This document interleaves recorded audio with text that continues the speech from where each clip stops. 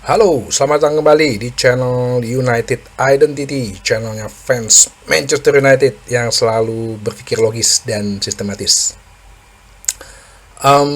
Kemarin hari keempat, pemusatan latihan di Carrington sudah bertambah lagi beberapa pemain yang sudah berlibur. Jadi rata-rata pemain Amerika Selatan ya, sama yang pasti pemain Portugal yang baru saja kehilangan rekan senegaranya Diogo Jota.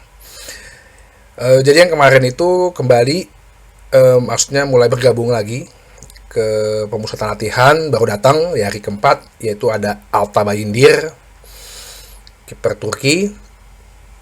Ya, bisa jadi kemungkinan apakah dia akan masih stay di Manchester United. Terus kemudian juga pastinya kapten Bruno Fernandes, juga rekan senegaranya Diogo Dalot, yang rencananya katanya mulai musim ini Diogo Dalot akan memakai nomor punggung 2 ya. Nomor punggung legendaris juga tuh, setelah dipakai Gary Neville, habis itu dipakai sama Victor Lindelof. Sempat Rafael da Silva ya kalau nggak salah ya, baru Victor Lindelof. Nah, Victor Lindelofnya udah pergi, bebas transfer.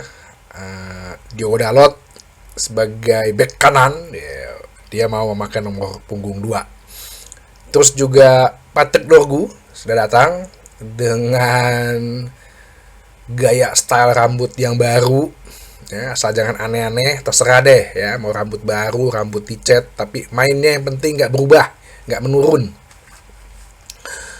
Ada 2 pemain Amerika Selatan, yaitu Casemiro yang kayaknya semakin terlihat fit ya. Jadi dia benar-benar punya niat dan ambisi untuk mempertahankan posisinya di Manchester United, untuk bertahan di klub ini. Dan juga ada Manuel Ugarte, ya, pemain Uruguay. Mereka ini terakhir gabung karena kan kalau nggak salah pas Nation League itu pas lagi ada bareng kualifikasi Piala Dunia ya, jadi mereka bisa terlambat ikut. Kemudian yang pasti ada striker nomor 9 kita yang kemarin gue tanyain kok nggak ada Rasmus Højlund. Ternyata Rasmus Højlund baru datang, baru ikut ya, karena Denmark kayaknya emang ada ada game ya, Nation League ya kali. Apa Nation League apa friendly ya. Jadi pemain-pemain Denmark nih baru ikut nih. Højlund baru datang dengan pakai baju Chicago Bulls. Berapa gol yang akan dia cetak di musim ini, atau apakah dia sebetulnya jadi bahan untuk dijual? Tidak ada wajah Garnacho di pintu depan masuk. Cuman kabarnya Garnacho di Instagram kan dia bilang kembali gitu ya. Dia dipersilahkan untuk berlatih di Carrington, tapi sepertinya terpisah sih, kayaknya terpisah mungkin. Jadi ya udah nggak apa-apa, lo latihan aja gitu. Tapi lo yang pasti lo bakal tetap masuk dalam daftar jual. Nah, di beberapa foto latihan juga terdapat Lenioro yang lagi berlatih beban, seperti yang gue bilang, semua dites, tes fisik, tes otot, bahkan tadi gue juga baru lihat juga ada juga tes gigi gitu. Nggak tahu kenapa ya, apa hubungannya gitu ya, tapi ada tes giginya. Setelah pulang dari liburan dites giginya, mungkin sehat apa enggak, ada kuman apa enggak, mungkin bersih apa enggak. Nah, jadi persiapan ini benar-benar harus dilakukan sebelum kita menuju mulainya pre-season tour, dan pastinya bulan depan udah bermain di musim 2025-2026. Untuk urusan transfer bagaimana? Ya masih sama. Fabrizio Romano, bahkan Lori Whitwell di salah satu podcast bilang, enggak, itu pasti terjadi. Bryan Mbeumo itu pasti terjadi. Ya ini permasalahan Sir Jim Ratcliffe dan manajemen Ineos nggak mau lagi seperti kayak dulu memperlihatkan identitas Manchester United gampang keluar duit gitu loh. Ya banyak yang bilang jadinya sih kayak merki gitu ya, pelit gitu. Ya udah jadi kayak paman gober gitu. Mau beli barang aja ditawarnya sampai seperser pun gitu, koma-komanya masih ditawar. Ya oke, nggak apa-apa. Tapi Laurie Whitwell dan semua lah jurnalis-jurnalis, bahkan si ada juga Ben Jacobs ya. Ya dia cukup oke juga lah. Juga bilang ya Buemo ini pasti terjadi. Cuman masalah harga. Nah,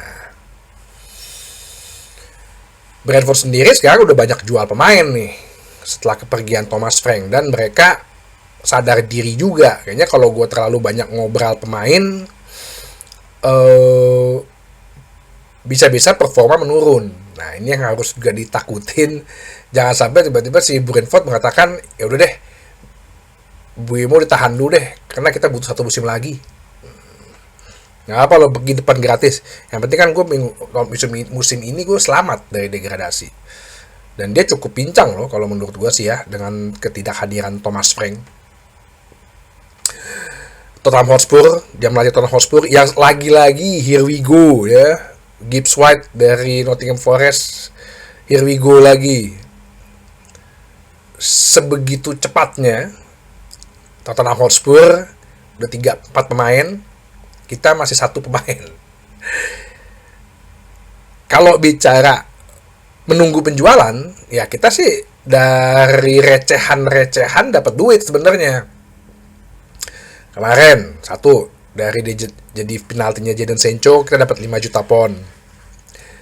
Penjualan Elanga dari Forest ke Newcastle kita dapat 8 juta pound ya dari sell clause profit. Nah, tadi pagi ya, baru here we go lagi Alvaro Caceres ke Real Madrid dari Benfica. Dulu kita jual 5 juta pound, sekarang release clause-nya ditebus sekitar 50 juta euro atau 42,8 juta pound. Manchester United bisa aja ngebatalin ini transaksi ya kalau akhirnya Manchester United dikasih batas waktu 1 minggu kalau nggak salah, 2-3 hari.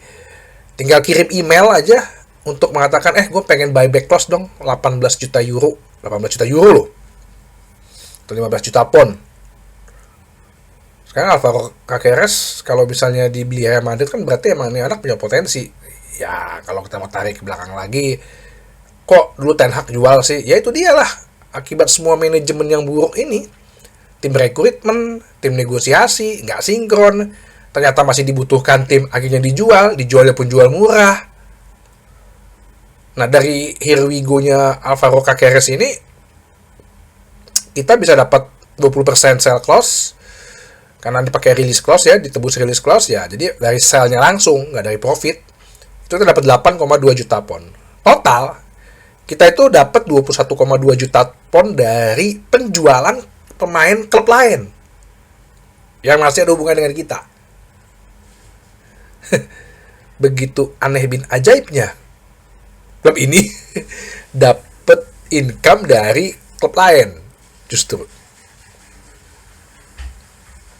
Berarti yang salah siapa? Ya tetap menurut gua masih manajemen yang masih berantakan. Lu bernegosiasi aja untuk ngejual Rashford, jual Sancho, jual Garnacho nggak bisa. Anthony ya yang belum ikut join ya, karena Anthony terakhir kan dia main di Conference League, dia masih di Brazil dan dia juga masih berlatih di sana. So tim negotiation lah. Nah sekarang Luis Diaz aja udah mau deal sama Bayern Munchen 50 juta euro yo, 42 juta pound kan, sekelas Luis Diaz loh. Bisa tuh dijual, bisa tuh Bayern Munchen beli dengan harga segitu. Yang kalau in my opinion ya, Luis Diaz ini kan ya kalau dibandingin dengan Buemo, menurut gua Luis Diaz ini sama lah, mungkin sedikit di atas Buemo, cuman posisinya dia sayap kiri aja. Itulah yang gue bilang, kita nggak tahu nih internalnya kenapa. Wah, Omar Barada bilang, gue senang baru ngeliat game plan-nya pembangunan Greater Manchester United 10 tahun ke depan. Kita mau lihat yang sekarang nih, saat ini nih, action lo apa nih? Ini udah 11 Juli, 17 Agustus, ya, kompetisi dimulai. Awal-awal langsung lawan Arsenal yang baru Here we go no 52K itu. Coba deh. Ada yang komen tadi kemarin di ini gue, ya kayaknya hasilnya sama aja nih dengan musim lalu. Bisa. Ya, jadi jangan terlalu ekspektasi yang lebih gede. Gue sih ngeliatnya mungkin kita akan bertahan kalau hanya dengan komposisi ini, ya mungkin kita hanya bertahan di 10 besar.